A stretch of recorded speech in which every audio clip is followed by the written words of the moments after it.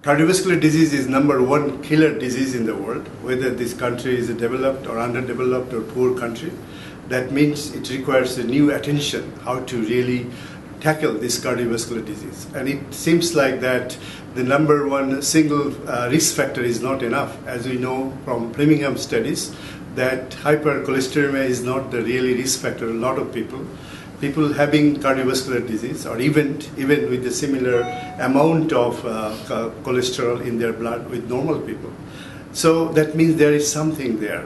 And we now know that the development of the disease is a lifelong process like cardiovascular disease, and it requires new kind of pre-diagnostic markers. And it seems like that before people develop this disease marker, there could be intervention possible at the very beginning, and this could be possible by nutritional way, and cardiovascular disease is one of them.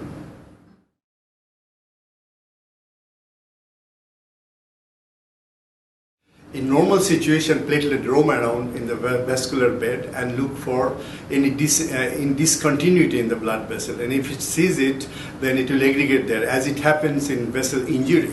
But under a different condition like obesity, diabetes, and hypertension, and smoking, and having bad diet, that all contribute the hyperactivity of platelet. That means the hyperactivity platelet means they secrete some of the compounds and they interact with the vessel wall and produce atherosclerotic plaque. That means those people with that sort of pathological situation will produce plaque because of platelet hyperactivity.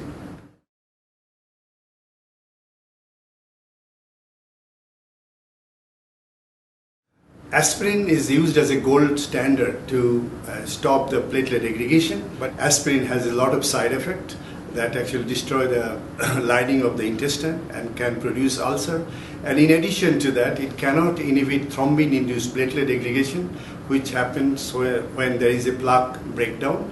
Plus, 30% of the people are aspirin resistant. Under these conditions, aspirin is not recommended to use as a primary prevention.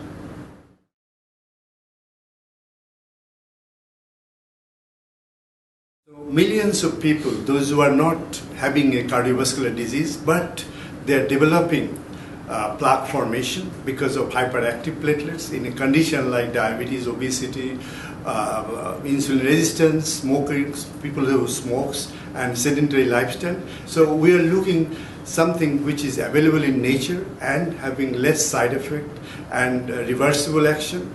And we got the idea from epidemiological studies.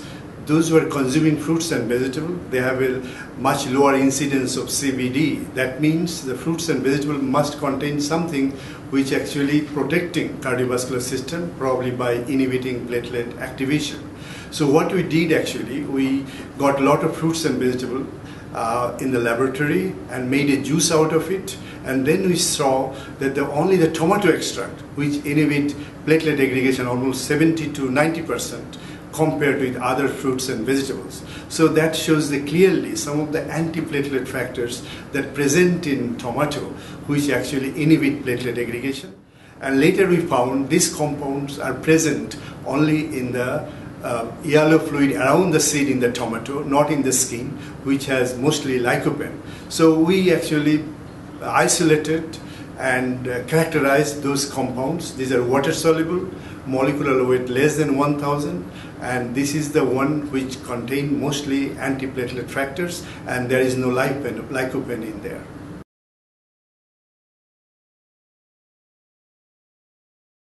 European Food Standard Agency actually regulates the food claim of any food that is marketed in European Union, and we are lucky to say that the tomato extract, because of its intensive research and documentation and publication, it has been first product in European Union that got approval from EFSA out of several hundreds of applications.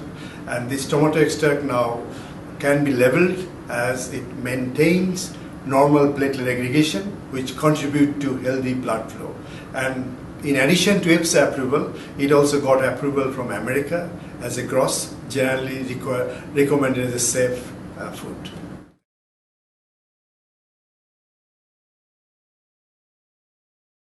Nitric oxide is another important molecule. It protects our cardiovascular system and prevent cardiovascular disease because it actually it has a vasorelaxation properties, and also it inhibits platelet aggregation, and thus it increase the blood flow in every organ of the body, and so is important. So the important precursor from nitric oxide is L-arginine, which when it is taken as a supplementation can produce nitric oxide and does this work. So with the combination of tomato extract and L-arginine, that gives us a very good resonance in terms of protecting the cardiovascular system by preventing 3 limbs of the cardiovascular disease. That's the platelet activation or aggregation, by relaxation of the vessel wall, and by improving the blood flow. This combination could be a number 1 protective agent against the cardiovascular disease.